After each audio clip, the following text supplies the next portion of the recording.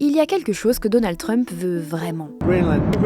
We need Greenland. The European Union needs us to have it, and they know that. Pour comprendre l'obsession du président américain pour le Groenland, il faut examiner la situation particulière de cette immense île recouverte de glace. À qui appartient le Groenland ?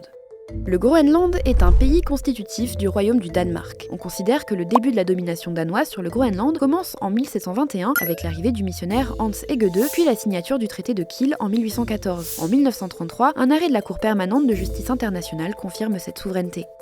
Le Groenland est-il autonome ?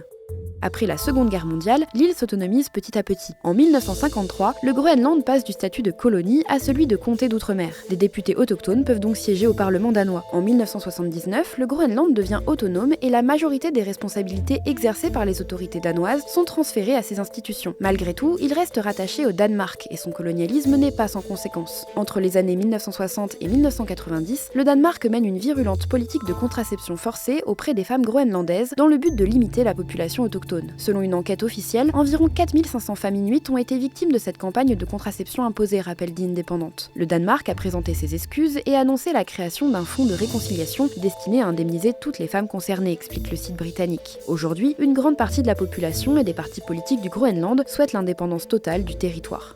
Depuis quand les États-Unis veulent-ils acheter le Groenland ? Dès 1868, soit il y a 177 ans, les États-Unis ont proposé au Danemark d'acheter le Groenland, une proposition renouvelée à plusieurs reprises depuis. En 1946, le président Harry Truman avance même la somme de 100 millions de dollars pour l'achat de l'île. Cette idée obsède Donald Trump. En 2019, lors de son premier mandat, le président américain soumet déjà l'idée d'acheter l'île de 57 000 habitants. La première ministre danoise, Mette Frederiksen, répond « Le Groenland n'est pas à vendre ». En 2024, alors qu'il est à peine réélu, Trump déclare « La prise de contrôle du Groenland est une nécessité absolue pour les États-Unis et n'exclut pas, quelques jours plus tard, d'employer la force. Le premier ministre groenlandais, Mette Egede, réplique « Le Groenland est à nous. Nous ne sommes pas à vendre et nous ne le serons jamais. Nous n'allons pas abandonner notre long combat pour la liberté. » Mais le clan Trump ne lâche pas l'affaire et c'est le fils du président, Donald Trump Jr., qui se rend sur place début 2025, officiellement pour faire du tourisme. Il finit par distribuer des casquettes MAGA à des habitants. Fin mars, le vice-président américain, J.D. Vance, s'est à son tour rendu sur place contre l'avis des dirigeants groenlandais et danois qui ont martelé qu'il n'était pas le bienvenu. Enfin, seulement quelques jours après l'enlèvement du président vénézuélien Nicolás Maduro, Donald Trump, interrogé par des journalistes, répète vouloir se saisir du Groenland. Won't worry about Greenland in about 2 months.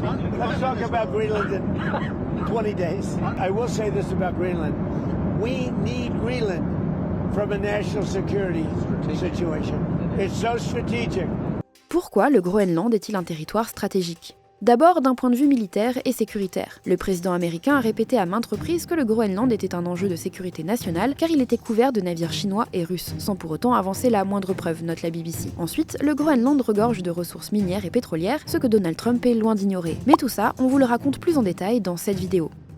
Que va-t-il se passer ensuite ? Face à ces volontés impérialistes, les réactions ne se sont, encore une fois, pas fait attendre. La première ministre danoise, Mette Frederiksen, a depuis demandé à Trump d'arrêter ses menaces, tandis que le dirigeant groenlandais a déclaré qu'une prise de contrôle américaine n'était qu'un fantasme, rapporte le site de la chaîne américaine CNBC. De leur côté, les dirigeants européens ont fermement défendu la souveraineté, l'intégrité territoriale et le droit du Groenland et du Danemark à décider de leur avenir. Une réunion entre les chefs de la diplomatie danoise et groenlandaise, ainsi que le vice-président et le secrétaire d'État américain, a eu lieu mercredi 14 janvier. Lars Løkke Rasmussen a déclaré lors d'une conférence de presse We didn't manage to change the American position. It's clear that the president has this wish of conquering over Greenland. We made it very, very clear that this is not in the interest of the kingdom. Le Groenland et le Danemark ont, le même jour, annoncé la tenue d'exercices militaires conjoints avec d'autres pays membres de l'OTAN dans la zone arctique, explique le gouvernement groenlandais dans un communiqué. La Suède, la Norvège, l'Allemagne, les Pays-Bas ainsi que la France ont également envoyé un petit contingent de soldats sur place pour se joindre à la mission de reconnaissance en vue d'éventuelles contributions militaires destinées à soutenir le Danemark dans la garantie de la sécurité dans la région, par exemple dans le domaine des capacités de surveillance maritime, a expliqué le ministère allemand de la Défense. Lars Løkke Rasmussen a aussi signalé la formation d'un groupe de travail dans les prochaines semaines, mais tout compromis devra répondre aux préoccupations sécuritaires américaines tout en respectant les lignes rouges du royaume du Danemark, prévient le quotidien italien Corriere della Sera. Reste à savoir si Trump choisira de les respecter ou non.